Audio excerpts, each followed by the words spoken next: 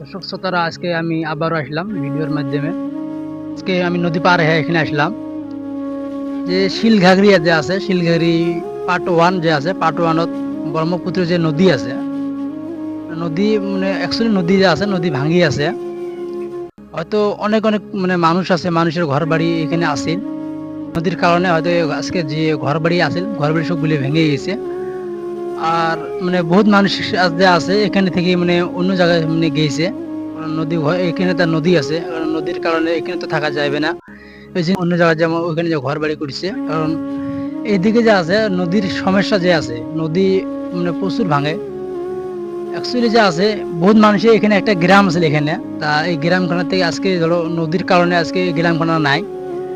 তা এখন আমি ভিডিওর মাধ্যমে দেখাবো যে নদী কি মানে কি রকম করে নদী ভাঙছে। আজকে ভিডিওর মাধ্যমে দেখাবো নদী ভাঙাটা। ভাই এদিকে আসেন। তা দেখেন যে অ্যাকচুয়ালি যে আছে এইদিকে যে আছে, এই দেখেন এইদিকে প্রচুর ভেঙে গেছে নদী, এদিকে প্রচুর ভেঙে গেছে, আবার এদিকে আছে, এদিকে ভেঙে গেছে। অ্যাকচুয়ালি কি যে আছে এখানে মানে বাড়ি আছে, বাড়িগুলো ভেঙে গেছে নদীর কারণে। আবার এদিকে দেখেন যে এদিকে মানে সামনে যে আছে এখানেও ভেঙেছে, মানে বাড়িগুলো এখানে করছে, যেগুলো মানে আগে এখানে বাড়ি আছে, এই বাড়িগুলো অ্যাকচুয়ালি যে আছে এখানে করছে। তো এখন এই যে কিছু লোক আছে, লোকগুলো পোস্ট করবো যে নদী আজকে কি মানে কি রকম ভাঙতেছে আজকে। আসসালামু আলাইকুম। আসেন ভাই। আল্লাহ রাখছে আছে। যাই হোক, যে আজকে আমি আসলাম যে এখানে যে ব্রহ্মপুত্র নদী যে আছে, নদী যে ভেঙে আছে এখানে, ভাঙিছে, পুরা ভাঙিছে। এসেছিল মানুষ, আগে এখানে ঘর বাড়ি আছে, ওই বহুত দূর থেকে ঘর বাড়ি এসেছিল, ওই ভাঙি ভাঙি ওই সব গেল। এখন আমার বাড়ি ভাঙতে লাগে।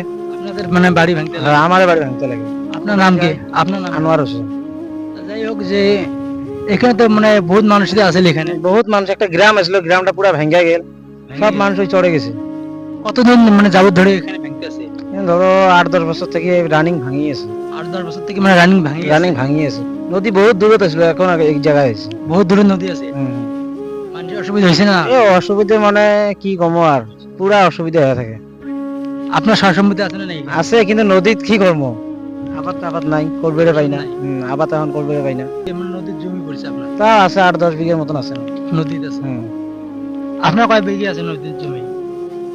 হয়তো 6-7 বিঘে আছিল, নদীত পড়ে গেছে। এরা যেগুলো আছে এগুলো ভাঙা খায় নাকি?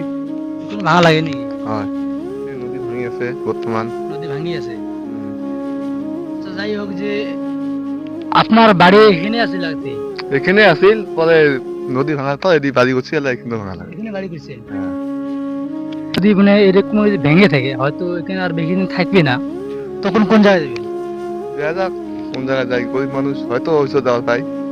ওইসব মানে আপনি ওইসব মানে যেতে পারবেন। ও, ঠিক আছে। তো যাই হোক, যে আজকে যে এখানে যে কিছু কথা বললাম, যে এরকম যদি আমরা গরিব মানুষ যে আছে, কারণ গরিব মানুষ যদি নদী ভাঙে, হয়তো গরিব মানুষ যাবে কোথায় ভাই?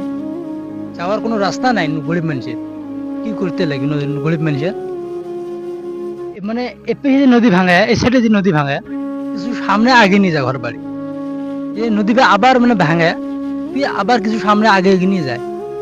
দিনে একটা মানুষ 500 টাকা হাজিরা ভাই, ভাই মাসত কত হবে? 15,000 হবে, তার খাওয়া দাওয়া আছে। একটা গরিব মানুষ যে আছে, যদি মাসত 10,000 টাকা কাম করে ভাই, 10,000 টাকা ঘরে পাশে দিয়ে যায়, মানুষ চলবে কিভাবে করি ভাই?